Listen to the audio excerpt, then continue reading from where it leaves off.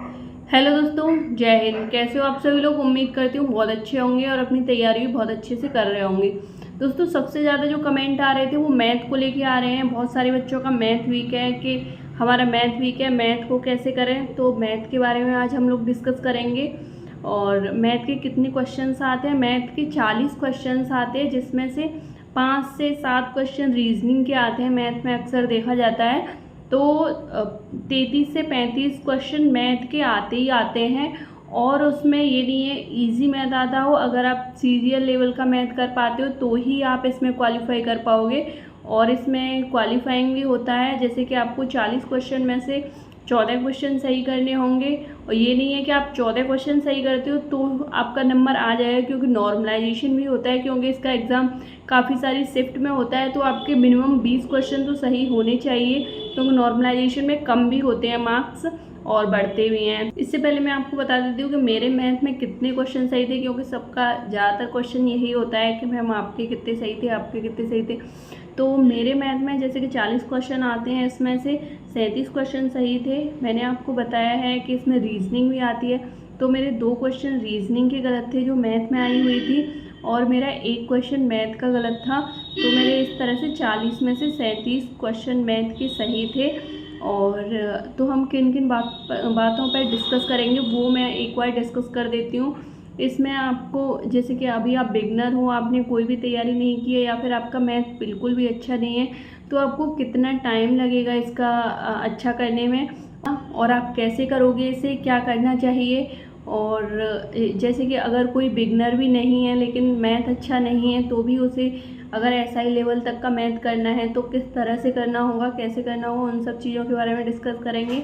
और अगर आप अभी से स्टार्ट करो तो आपको कितना टाइम लगेगा, उस बारे में डिस्कस करेंगे। और मैंने लास्ट वीडियो में जो उसके बारे में बताया था, मेंटरशिप के बारे में बताया था, तो उसमें काफ़ी सारे लोगों के डाउट्स हैं। हाँ, काफ़ी सारे लोग कह रहे हैं कि हाँ करनी चाहिए, स्टार्ट करनी चाहिए, लेकिन काफ़ी सारे लोगों को ऐसा लग रहा है जैसे कि मैं उसमें पढ़ाऊँगी या फिर क्लासेस चलेंगी। तो ऐसा कुछ नहीं है, मैं उसमें पढ़ाऊँगी नहीं, मैं बस उसमें आपको ये बताऊँगी कि आपको पढ़ना कैसे है, आपको कितनी क्लास लेनी है, किस तरह से पढ़ना है।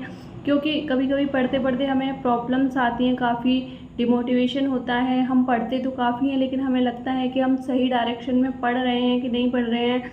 तो आप पर्सनली मुझसे बात कर सकते हो कि क्या पढ़ना चाहिए, क्या नहीं पढ़ना चाहिए। और उन सब चीज़ों के बारे में डिस्कस करेंगे उसमें हम, कि आपको किस तरह से पढ़ना है, क्या चीज़ें छोड़नी है।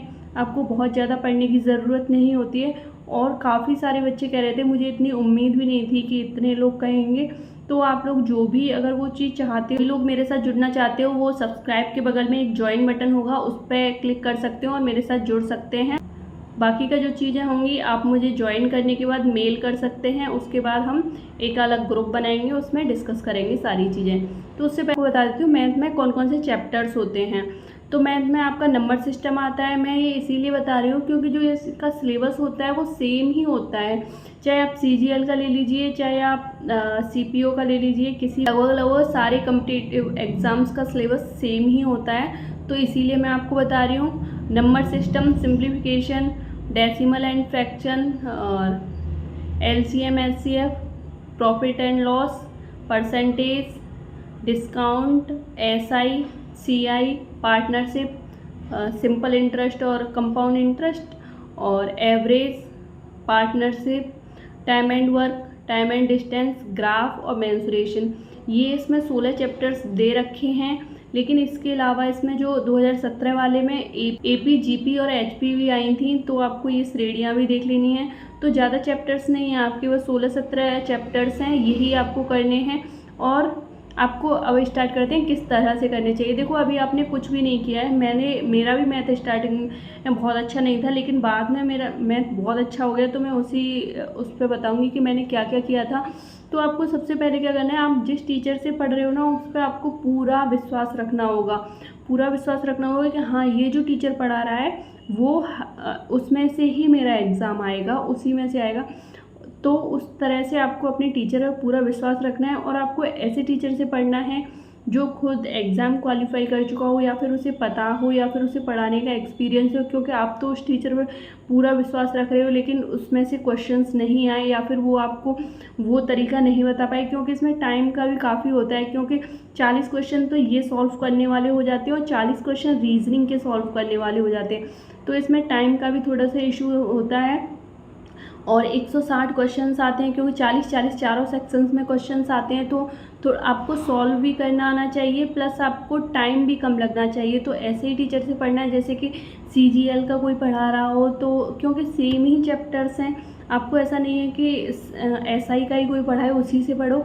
तो जो CGL का पढ़ा रहा हो, जैसे कि मैं टीचर्स और बुक्स के बारे में काफ़ी सारी वीडियोस में बता चुकी हूँ, एक बार फिर से बता देती हूँ। आप अभिनय सर से पढ़ सकते हो, और एक आदित्य रंजन सर हैं उनसे पढ़ सकते हो, राकेश यादव सर से पढ़ सकते हो, जिसका भी आपको समझ में आए आप उनसे पढ़ सकते हो, लेकिन बस उनका SSC लेवल का मैथ होना चाहिए। क्योंकि मैंने जो इसका प्रिपरेशन की थी, मैंने CGL मेंस के क्वेश्चंस लगाए थे इसके लिए, हालांकि इसमें आए काफ़ी इजी थे, बस कैलकुलेटिव थे, तरीका सबको पता था, कैलकुलेशन में टाइम लग रहा था। तो आपकी स्पीड भी अच्छी खासी होनी चाहिए।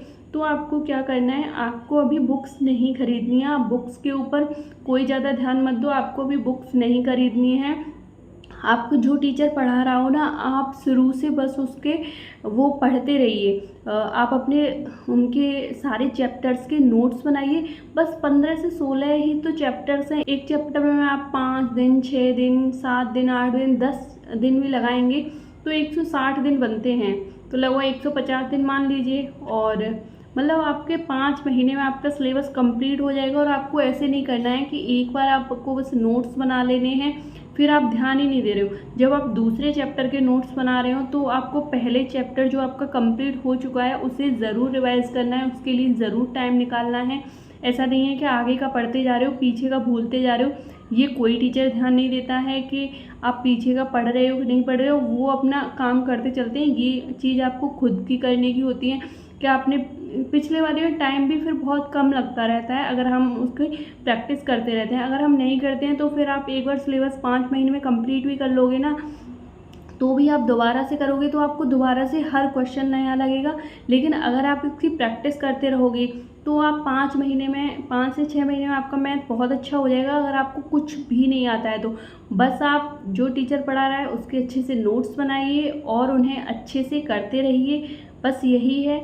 और आपको अभी बुक्स खरीदने की ज़रूरत नहीं है, जैसा कि मैं बता चुकी हूँ, क्योंकि आपके पास इन्हीं के इतने सारे क्वेश्चंस हो जाएंगे कि आपको बुक्स खरीदने की मतलब टाइम ही नहीं होगा, आपको बुक्स लगाने का टाइम ही नहीं होगा। अगर आप इन क्वेश्चंस को एक बार जैसे कि आप लिखोगे भी कहीं पे, फिर आप मतलब सॉल्व भी करोगे, आपको नई क्लास भी लेनी है, पुरानी क्लासेस का भी प्रैक्टिस करनी है, तो आपके पास बुक्स को लगाने का टाइम नहीं। अगर आप बुक्स लगाओगे तो ये लगाने का टाइम नहीं रहेगा। तो फ़िलहाल आप मत लीजिए, फ़िलहाल आप सिलेबस कंप्लीट करिए, और जो भी सिलेबस कंप्लीट करने में उस टीचर ने पूरा कराया है उसको मतलब वो आपको एक एक सवाल आना चाहिए, इस तरह से आप अपना सिलेबस कंप्लीट करिए। उसके बाद मैंने क्या किया था, अच्छा मैं अपना बताती हूँ मैंने क्या किया था। मैंने सिलेबस कंप्लीट किया था, मैंने बुक लगाई थी क्योंकि मेरे पास थोड़ा सा टाइम था, तो मैंने CGL मेंस के क्वेश्चंस लगाए थे। मेंस का वो मेंस के करा रहे थे, मैंने अभिनय शर्मा सर से पढ़ाया है, जैसे कि मैंने आपको बताया, तो उन्होंने मेंस का कराया था, फ्री में ही कराया था, यूट्यूब पे कराया था, तो मैंने वो वाली क्लासेस ली थी, वही मैंने सारे क्वेश्चंस लगाए थे और मुझे बहुत अच्छे से वो आ गए थे सारे क्वेश्चन। उसके बाद मैं बुक से भी लगा लेती थी, क्योंकि मेरे पास टाइम बचता था तो मैं बुक से भी लगा लेती थी। और आपके पास कई लेकिन मेरी ना स्पीड नहीं आ पा रही थी, तो स्पीड के लिए मैंने क्या किया था, स्पीड के लिए काफ़ी सारे एप्लीकेशंस होते हैं जिसमें 10 क्वेश्चंस दिए होते हैं, उसमें आपके पास शायद 7 क्वेश्चन होते हैं, 10 मिनट दिए होते हैं, या फिर 10 क्वेश्चन होते हैं 7 मिनट दिए होते हैं, ऐसा कुछ था। तो मैं वो काफ़ी लगाती थी, वो क्विज़ लगाती थी मैं कई सारे एप्लीकेशंस की, जिससे कि मेरी मैथ की स्पीड बढ़ जाए। शुरू में मैं 10 में से 2 ही क्वेश्चन अटैम्प्ट कर पाती थी, बाद में वो 6-6, 7-7 पे पहुंच गए थे, तो उससे मुझे काफ़ी फ़ायदा मिला था। पहले आप ये कंप्लीट करिए, वो बात की बात है, वो आपको पूरा सिलेबस आता हो, कहीं से भी कोई भी क्वेश्चन आता है उसमें तो मतलब एक क्वेश्चन के लिए 1 मिनट भी नहीं दे रखा होता, तो वो बात की बात है। आपकी स्पीड बढ़ाने के लिए काफ़ी सारी चीज़ें हैं। पहले आप अपना सिलेबस कंप्लीट करिए, आपको सब कुछ आता हो तो आप इस तरह से ज़्यादा टफ नहीं है, बस रोज़ एक क्लास लीजिए और रोज़ उन क्वेश्चंस को लिखिए, सॉल्व करिए, पिछली वाली क्लास के क्वेश्चंस को करिए, उससे पिछली वाली की करिए।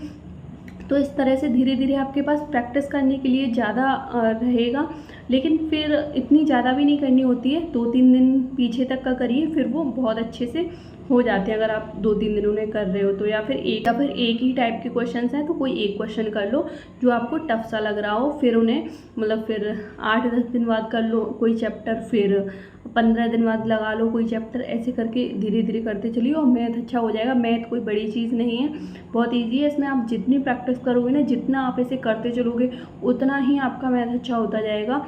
और बस इसमें आप प्रैक्टिस करिए, जितनी हो सके आप उसमें इतनी प्रैक्टिस करिए और आपका मैथ अच्छा हो जाएगा। बहुत बड़ी चीज़ नहीं है। उम्मीद करती हूँ आपके लिए वीडियो हेल्पफुल रही होगी। अगर वीडियो पसंद आई हो तो वीडियो को लाइक करना, चैनल को सब्सक्राइब करना। मिलते हैं अगली वीडियो में। Thank you so much.